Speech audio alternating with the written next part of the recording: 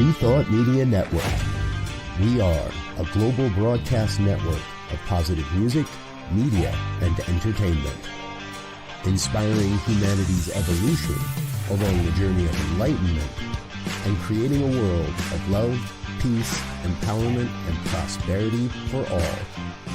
New Thought Media Network. Positively inspiring. This is What's Up and Why, bringing you the bright side of life, one fun moment at a time. Brought to you by the New Thought Media Network. Please put your hands together for your hosts, Rev Casey Taylor and Miss B Lovely. Clap for me, clap for me. Hello. Welcome to What's Up and Why. I'm solo doloing it today. Miss B Lovely coming to you live from the lovely DMV area. We have a lot to get into today.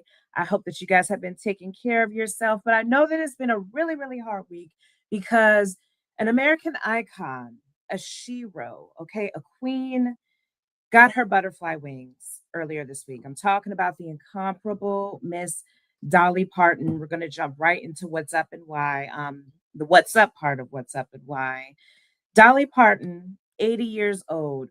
She was considered the queen of country music, maybe even the queen of music, known for hits like Jolene, 9 to 5, amazing songwriter. She penned the song I Will Always Love You that Whitney Houston helped shoot to, like, I think it got like 6 diamond plaques or something, but it became a huge hit worldwide. And Dolly Parton actually penned that. And she was a writer. She was a philanthropist. She was an actress. She starred in the movie 9 to 5. She starred in Steel Magnolias. She starred in TV shows alongside her goddaughter, Miley Cyrus, like Hannah Montana. That was actually my introduction to Dolly Parton when I was a kid, when she starred on Hannah Montana. But Dolly Parton, she was an American treasure, and we learned on Tuesday that she had died in Nashville at the Vanderbilt Medical Center. Had a short battle with cancer and had died at 80 years old. Her nephew released a video letting the world know about her passing. And I thought that was a very classy way to let people know that she passed. I love the fact that Dolly was so private. You didn't know anything about her private life, but you knew about her stage presence and about her work and how she created the Imagination Library and helped deliver millions of books to children through her foundation to help improve literacy around the world. And you knew about, like, her songwriting abilities. You knew about her kindness. There was a lot of people who had nothing but kind things to say to her about her. And everywhere that you're looking online, like, people, you see that she's touched people of different backgrounds, different races, different ages. She really transcended the way how one could be a superstar. And she was very much loved, very much appreciated. And you can kind of feel like the sadness around since the death of Dolly, because Dolly was supposed to be coming out with her Broadway play. Her Broadway play is supposed to hit and debut early next year. She was working on that. Her managers also let it be known after her passing that she had multiple projects down the line. According to a statement from her manager, it said, Dolly worked until the day that she died.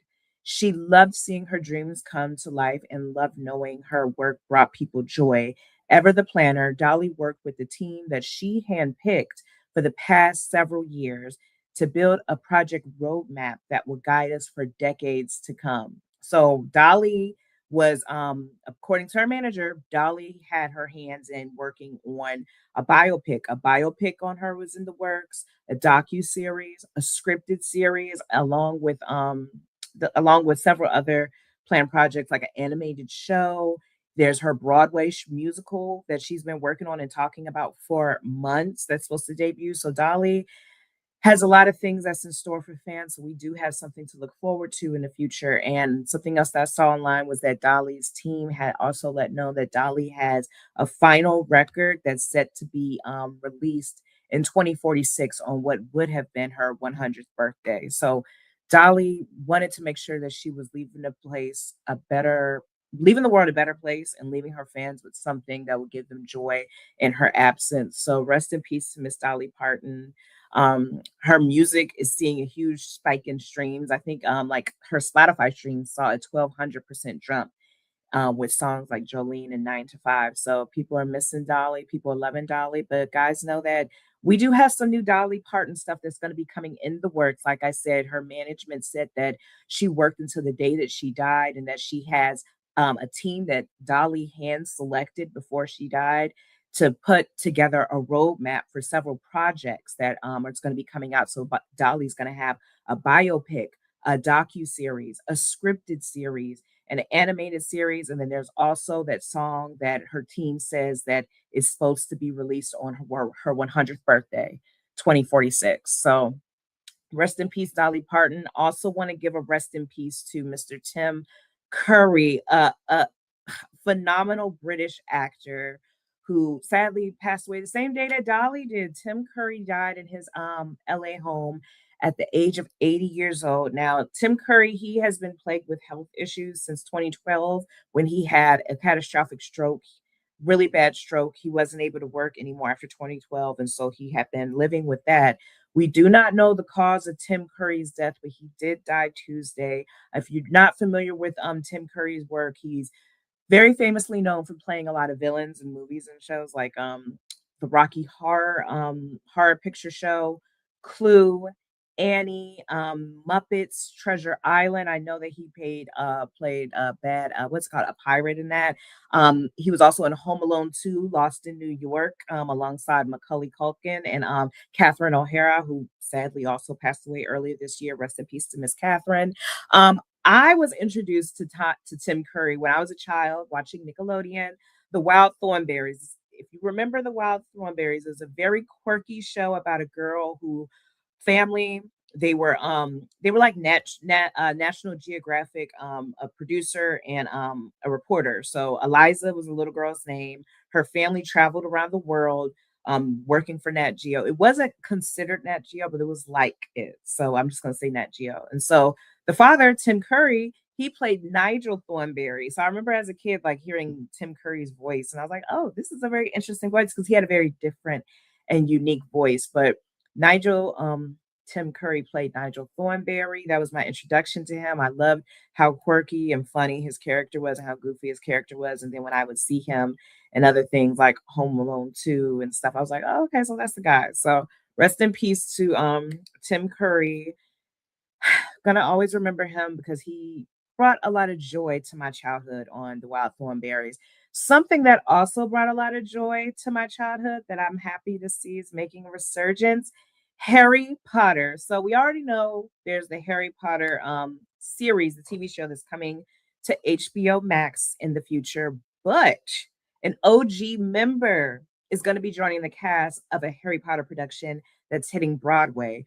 We're talking about Mr. Rupert Grint, who played Ron Weasley in the 8 original Harry Potter movies. Always going to have love and respect for the OG Harry Potter because that's what I grew up on.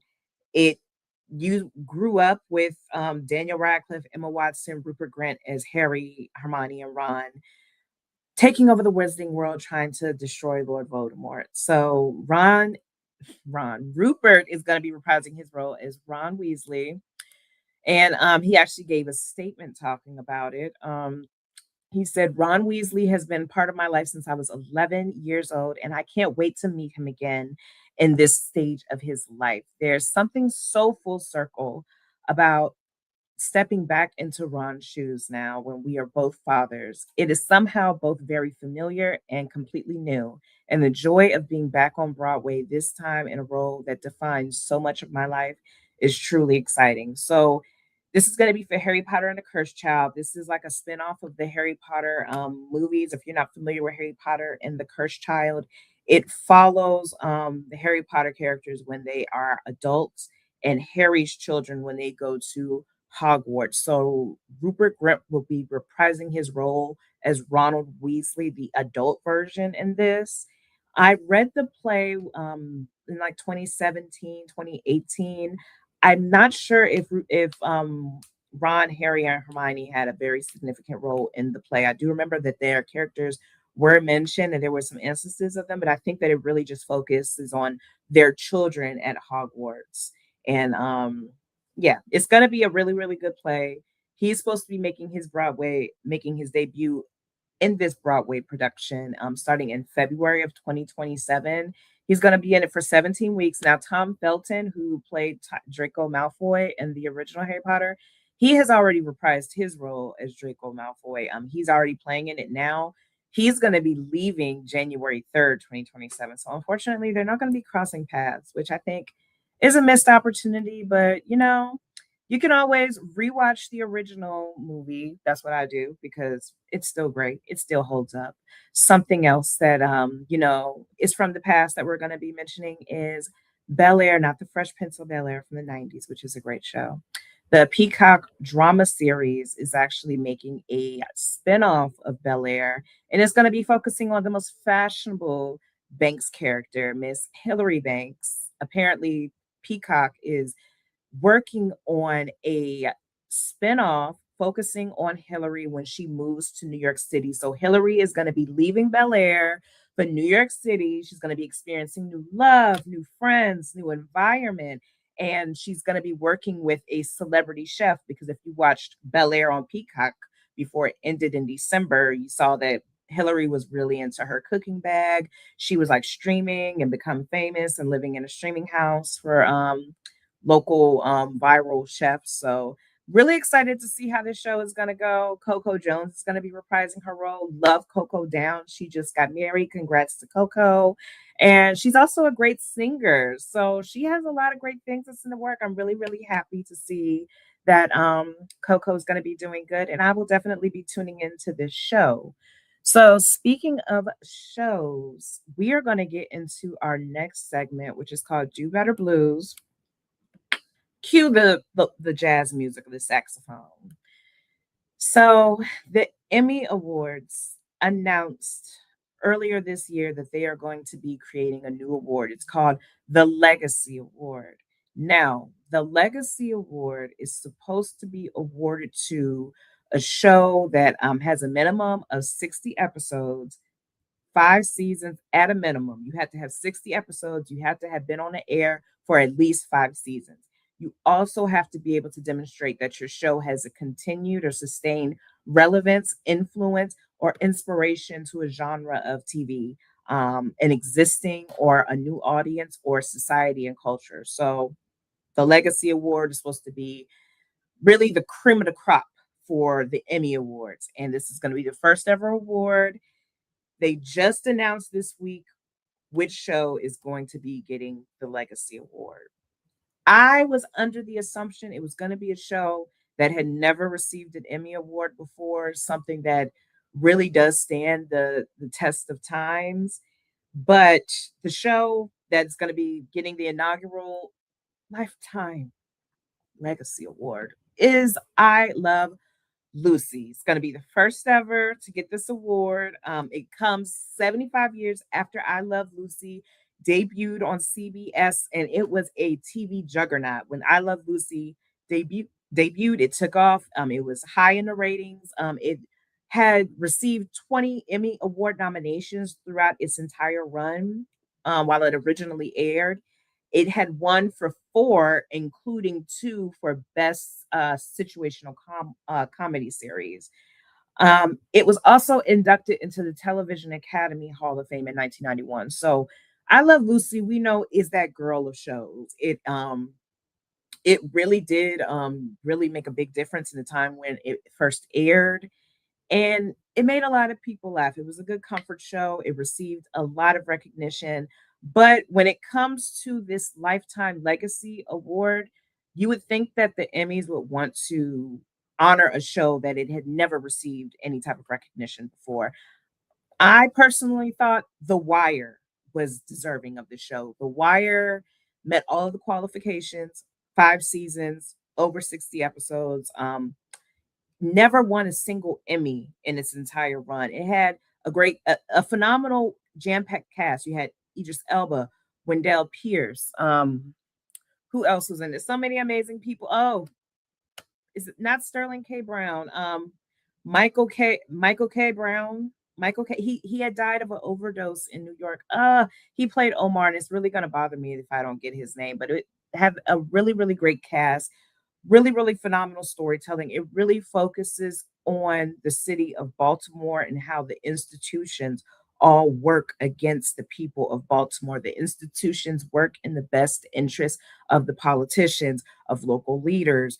There's a lot of corruption. There's a lot of racism that helps create the environment that a lot of the inner city people of Baltimore have to face when it comes to food insecurity, job insecurity, lack of education, lack of access to to a healthy environment. And it's all because the institutions were working in the best interests of leaders and not in the best interests of people. And when you think of a legacy award, an award that's supposed to help shine a spotlight on a show that really resonates with society, culture, is an inspiration and an influence, and sustains relevance. Everything that had happened in The Wire then during its original air in the early 2000s, Baltimore is changing. I will say, Baltimore Mayor Brandon Scott is working hard to overhaul Baltimore and make it truly a charm city, a place where there's equal opportunity and access for people of all backgrounds, socioeconomic, spiritual, race, gender. But there's still some things in the institutions that need to be improved on, in which The Wire still holds relevance, in which The Wire is still true. A lot of the storytelling that was in it and the way how The Wire was written, it was written like a book.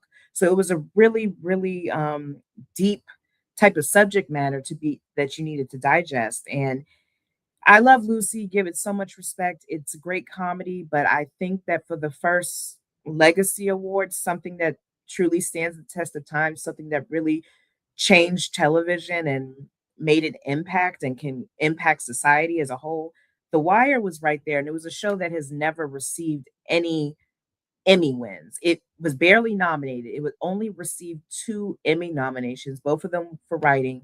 There was phenomenal acting in the show. There was phenomenal sound in the show. There was phenomenal cinematography in the show.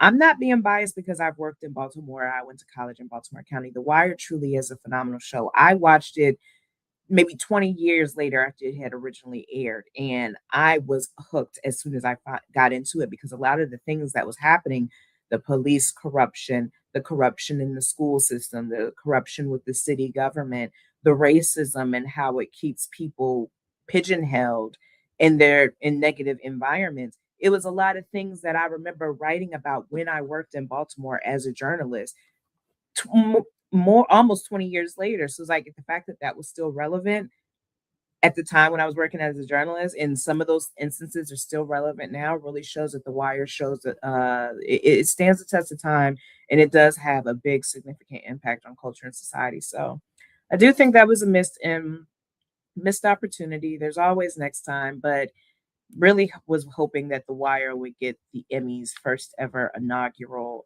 legacy award. But shout out to I Love Lucy. I don't think there's anybody that is alive that worked on that show that is able to accept the award, which is another thing. The Wire has a lot of people who are still alive who could have accepted the award. But hey, that's neither here nor there. We gave them the Do Better Blues. Hopefully they do better next year.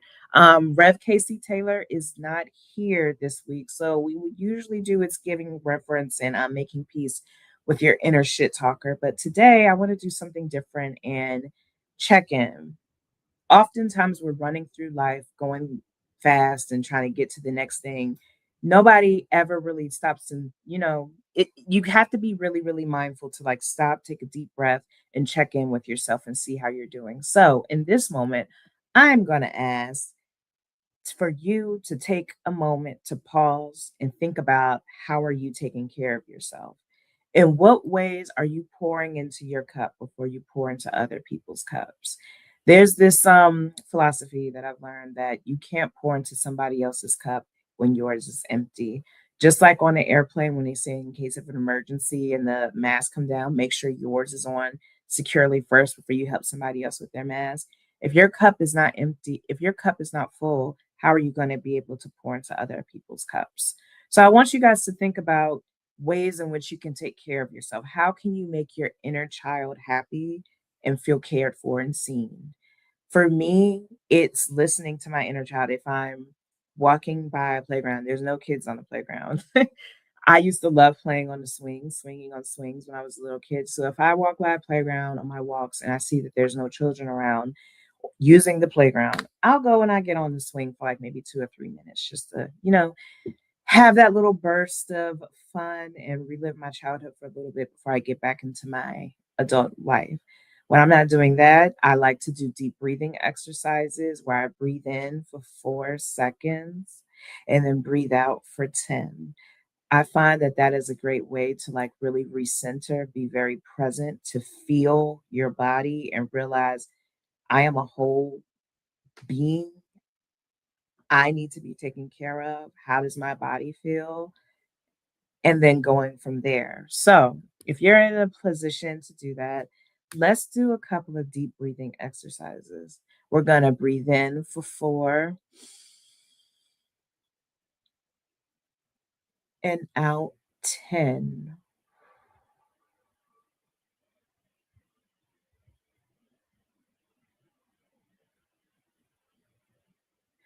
And 4, out 10.